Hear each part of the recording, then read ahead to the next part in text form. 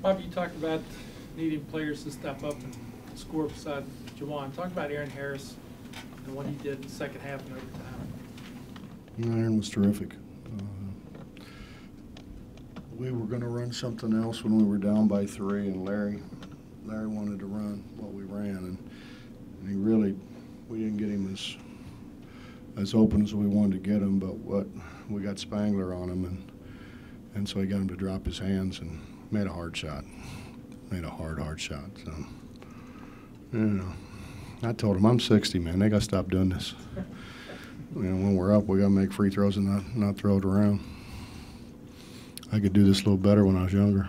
So you're saying you don't put any more value over being a top 25 team than anybody else? The people in our league, you know, I mean, that honestly doesn't matter. RPI matters. You know, and when they sit down and start looking at who's in and who's out, it's all about RPI. It's all about who you beat, RPI-wise. So, no, I don't think that's that big a deal. I mean, Baylor was 7th.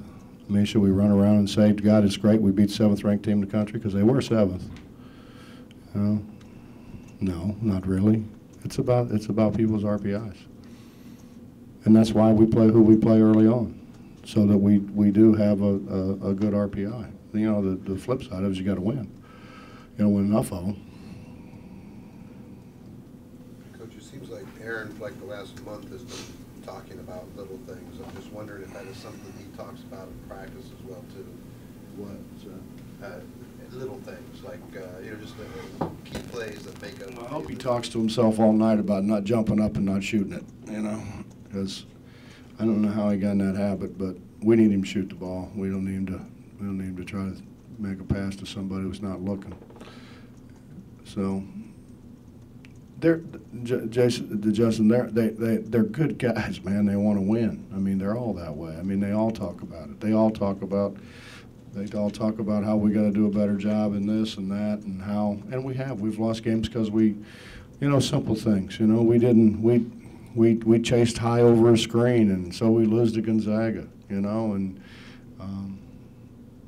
but we're getting better. You're talking about a whole bunch of guys that don't have a whole lot of experience, and so the more experience you have, the more that you do experience, the easier it is to make adjustments because you have a frame of reference, and you can use that frame of reference.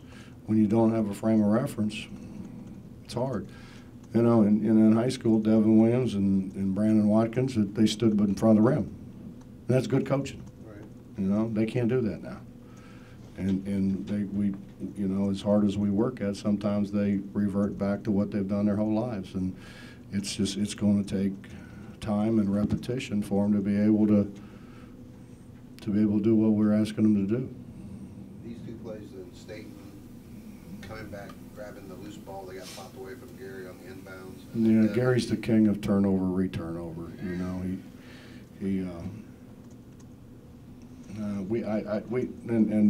I think Nate probably did the right thing.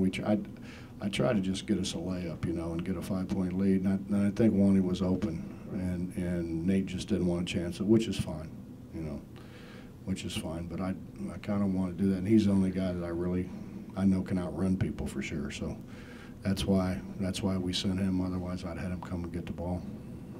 Devin grabbing that steal, going down, getting that loose ball. That's a heads-up play. It's a heads-up play. I mean, Nate got a huge rebound. Nate got a huge rebound when they're banging it around. They're getting better. They're all getting better. It's frustrating. It's frustrating sometimes when they can't understand what you're trying to tell them to do, but they are getting better.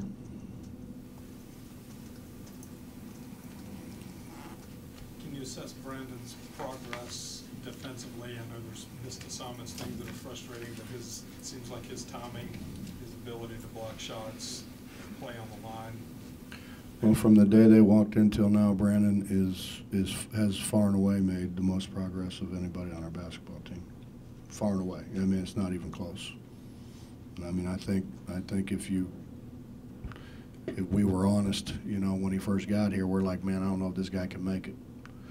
And he's worked, and he's a bright kid, so he picks up things pretty good. And he's a colt, he's so weak, he gets knocked around.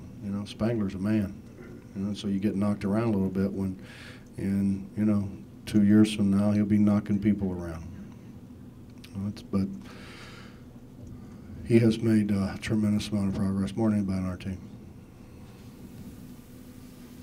Bob, the scoring drought toward the end of regulation, was that a combination of young team, or did Oklahoma do anything defensively differently?